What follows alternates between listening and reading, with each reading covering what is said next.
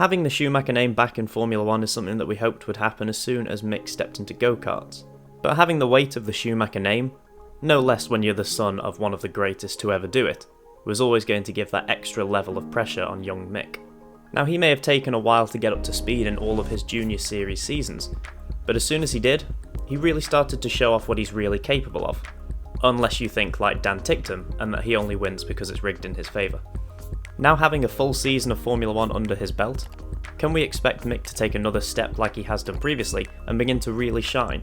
Well, it will mainly depend on if Captain Angry and his team can come up with a car that isn't absolute horseshit.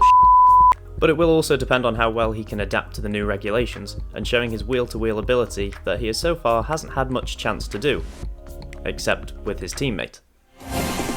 Deja vu, I've just been in this place before. Higher on the street, and I know it's my time to go. Going new, and the search is a mystery. Standing on. What the fuck was that, honestly? Seriously? Does he want to kill us? So this upcoming year really needs to be a breakthrough year for Mick if he wants to make it to the front of Formula 1, but as we know in this sport, nothing is ever guaranteed.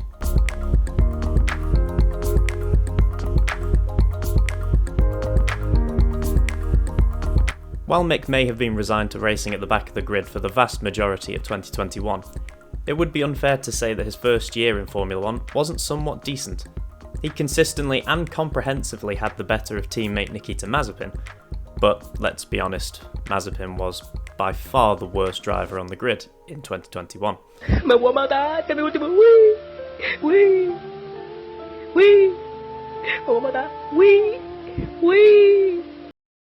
And even when Mazepin put his struggles down to having a heavier chassis than Mick, getting the new chassis didn't exactly help him much. Mick did have some rather impressive performances last year. There was Portugal and Styria, where Mick would finish ahead of the new Red Bull sweetheart King Latifi, and then there were some good qualifying performances, where in Spain Mick would also outqualify King Latifi. He managed to get within a tenth of a second of George Russell in France, which would have seen him through into Q2. And then in Turkey, he did make it into Q2, on this occasion being only 2/10 behind Mr. Saturday himself. And we can't forget his rather impressive defensive driving in Hungary, holding off the ailing Max Verstappen for multiple laps, knowing that points could be on offer in this race. Now yes, Max's car was missing the right hand side after Bottas forgot where his brake pedal was, but it was still nice to see Mick having some wheel-to-wheel battles with one of, if not the most aggressive driver on the grid. That being said, he obviously does still have plenty of areas to improve, and he might not have much time to do so. There have been a few times last year where he's had some rather big accidents completely on his own. There was the accidents in FP3 in Monaco and in Hungary, both of which caused him to miss the qualifying session due to the repair time. And then there was also his big accident in the Saudi Arabian Grand Prix. Now these kinds of accidents won't be good for Mick's confidence in the car and how much he can push, and it definitely isn't good for Steiner's blood pressure or Gene Haas's bank account. Now there's absolutely nothing wrong with having an accident in search of absolute performance. Let's look at Marc Marquez in MotoGP for example. In 2017, Marquez crashed 27 times. He crashed 24 times in 2018 and 14 times in 2019. Looking specifically at 2019, all but one of these accidents was in a practice and qualifying session, all while trying to find the limit. And just looking at his performances in 2019, I don't think we can say those accidents really slowed him down that much. But for Mick to be taking himself out of a qualifying session because he tried that little bit too hard in FP3, it isn't great for the rookie. We also want to see more of his F2 style lightning starts that we've grown used to seeing. In fact, we'd hardly seen anything like that in Formula 1 last year. It was a rare occasion to see a Haas make up any positions on lap 1, which again is probably due to the car, but it would still be nice to see his father-esque starts again. Of course, it's quite easy to pick faults with a driver who is so young and only been in Formula 1 for one season. And I'm sure that given time he will start to iron out the kinks and start to look further forward, and maybe even land himself at a top team. Naturally, being in the Ferrari Driver Academy, Mick will have his sights set on one of the most prestigious seats in Formula 1, and truly following in his father's footsteps. We know Ferrari have Charles Leclerc locked in as their hope for the future until at least 2025, so this could potentially pave a way for Mick to jump in alongside of him. But Carlos Sainz has impressed the team massively in his first year. Sainz was able to beat Leclerc in the points, albeit slightly fortunate with the DNFs that Charles had. but nonetheless put in some brilliant drives throughout the season, to the point where Ferrari are already looking at extending Carlos's contract beyond the 2022 season.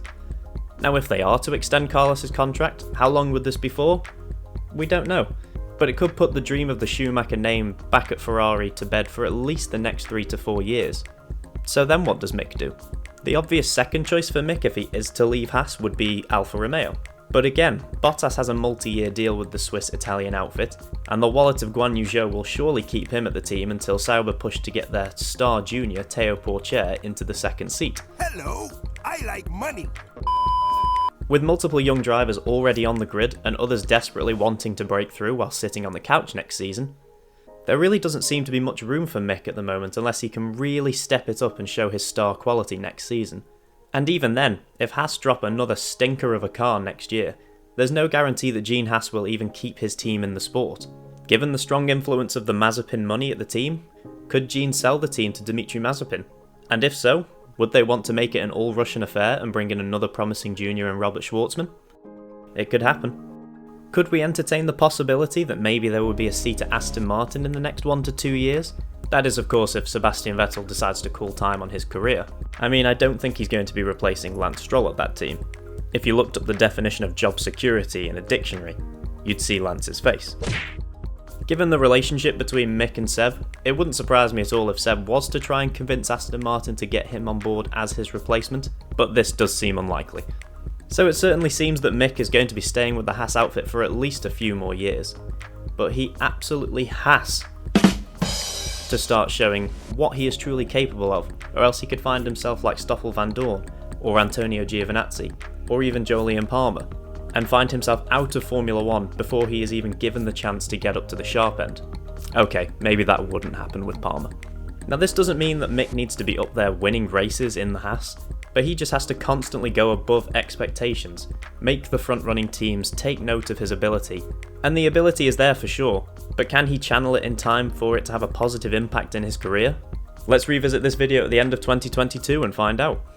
Now I'm always going to have a little bit of bias towards Mick, just because growing up, Michael Schumacher was my absolute sporting idol, and I know some of you may think that's a bit odd, considering his interesting tactics at certain points. But love him or hate him, Michael Schumacher revolutionised the sport, brought it to a much larger audience, and I'm sure was a massive inspiration for so many young drivers coming through the fields at that time. And I just really want to see Mick do well in the sport. He has absolutely massive potential, and I just hope that it doesn't go to waste. Thanks again for tuning in, and let me know in the comments what you think about Mick and Haas's chances for this upcoming season. Where do you think Mick will end up in the future? As always, like and subscribe if you're new. Have a great day, and I'll see you next time.